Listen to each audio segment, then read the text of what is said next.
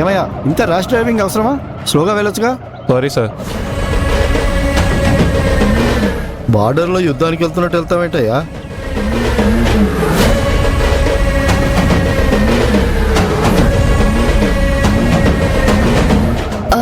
అన్నా ఇక్కడే ఆపండి.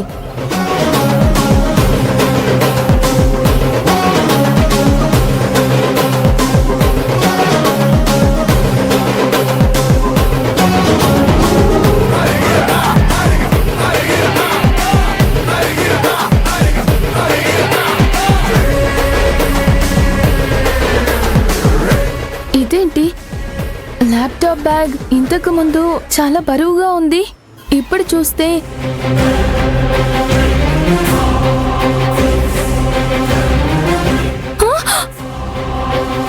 అయ్యో, నా ల్యాప్టాప్ బ్యాగ్ మారిపోయింది, ఆ ఆటోలో వెళ్ళిపోతుంది.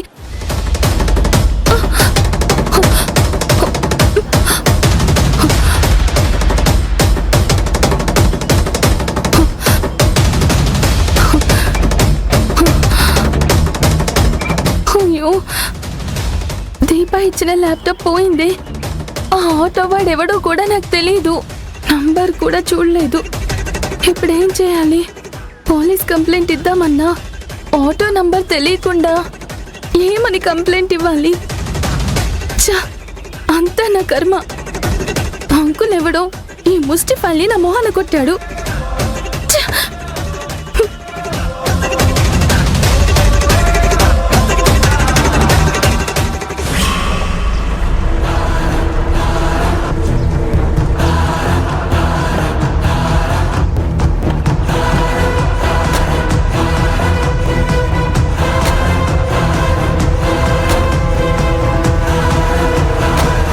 రేయ్, చెప్పింది గుర్తుంది కదా? మనం బేబమ్మ ఇంట్లోకి వెళ్తున్నాం. నేను అనుకున్న దాని ప్రకారం ఆ బేబమ్మ నా చేతిలో చచ్చిందా? సంతోషం. పొరపాటున బ్రతికిందా? దాని చేతిలో నేను చస్తాను. కాబట్టి పగతో లోపలికి వెళ్తున్న మనం ఆ బేబమ్మ ప్రాణం తీసిన తర్వాతే బయటికి రావాలి మనం. అర్థమైందిగా? అర్థమైందన్నా. ముందు నాతో పాటు ఇద్దరు లోపలికి రండి.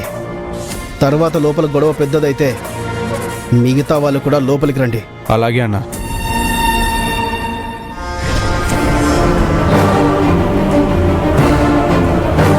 పదండ్రా. మన గజలక్ష్మి గారు గంగా హాస్పిటల్కి వెళ్ళారు. పాపం ఎలా ఉందో ఏంటో. ఇంటికి వెళ్ళగానే ఫోన్ చేస్తామన్నారు, కానీ ఇంకా ఫోనే చేయలేదు. ఇంకో అరగంట చూసి మనమే ఫోన్ చేద్దాం. ఆవిడ గారిని కాకాబడితే తప్ప మనకు కాంట్రాక్ట్లు వచ్చేలా లేవు.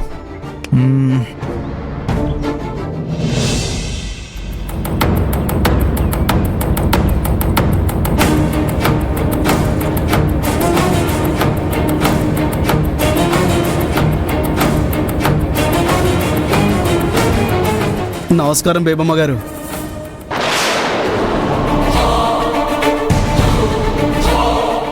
రా నరసింహ, రా. నీకు అప్పిచ్చిన పాపానికి నా ఇంటి ముందు నిలబడ్డానికి కూడా భయపడే పోలీసులు నన్ను పోలీస్ స్టేషన్లో కూర్చోబెట్టారు. కాలనీ పెద్దగా నేరం చేసిన వాళ్ళకి శిక్షలు వేసే ఈ బేబమ్మ నీ వల్ల, కేవలం నీ వల్ల నలుగురు నేరస్తుల మధ్య గడపాల్సిన పరిస్థితి వచ్చింది.